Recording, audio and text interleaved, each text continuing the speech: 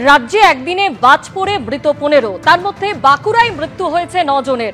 আরো বিস্তারিত জানতে কথা বলবো আমাদের প্রতিনিধি অরিত্রিক ভট্টাচার্যের সঙ্গে।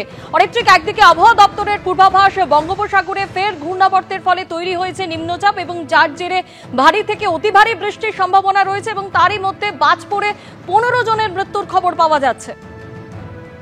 একেবারেই তাই। দেখো, এখনো নিম্নচাপের যে মূল প্রভাব সেটা আগামী কাল থেকেই দেখা যাবে এবং ফলে বৃষ্টির পরিমাণ বাড়বে।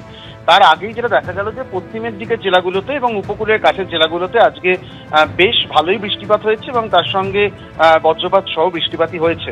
বাঁকুড়ায় 9 জনের মৃত্যু হয়েছে, তার মধ্যে শুধুমাত্র ওন্ডাতেই 4 জন মারা গিয়েছেন। কোতলপুর, ইন্দাস, জয়পুর, পাত্রসার, বিষ্ণুপুরে আরো 5 জন মারা গিয়েছেন।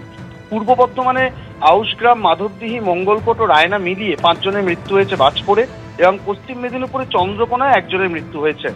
খুব স্বাভাবিকভাবেই যেহেতু আগামী কাল থেকে আরো বৃষ্টি বাড়বে, অন্তত সোমবার অব্দি বৃষ্টি রয়েছে এবং আলিপুর আবহাওয়া দপ্তর এটাও জানাচ্ছে যে এই নিম্নচাপের পরেই আরো একটি ঘূর্ণাবর্ত তৈরির সম্ভাবনা রয়েছে। সেক্ষেত্রে বৃষ্টিপাত বুধবার পর্যন্ত হতে পারে।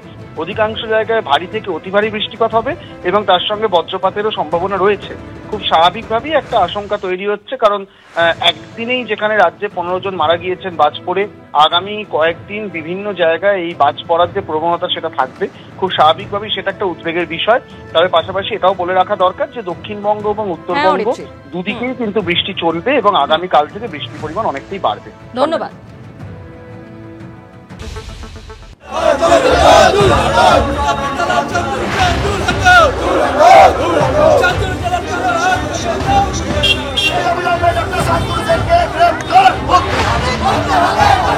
শান্তনু সেনের গ্রেপ্তারির দাবিতে ইতিমধ্যে দেখা যাচ্ছে যে তৃণমূলের কর্মী সমর্থকরা তারা থানার সামনে কিন্তু বিক্ষোভ করছেন।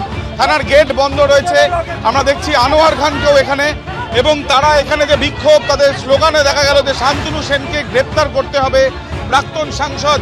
এবং তারা ইতিমধ্যে দেখা যাচ্ছে যিনি আহত তাকে নিয়ে তারা কিন্তু এই যে বিক্ষোভ করছেন এবং এই ঠিক সিটি থানার সামনে এই যে এক প্রকার দেখা যাচ্ছে যে একটা উত্তেজনার পরিস্থিতি তৈরি হয়েছে।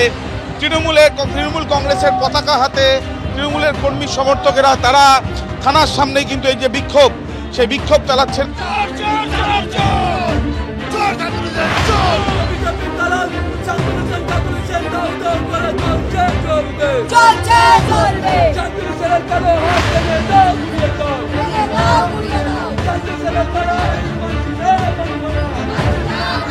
যেভাবে একজন কর্মী, বুথ এজেন্ট কর্মীকে শান্তনু সেন নিজে দাঁড়িয়ে মেরেছে, মার খাইয়েছে, আজকে আমরা দলকে সব ঘটনা জানিয়েছি।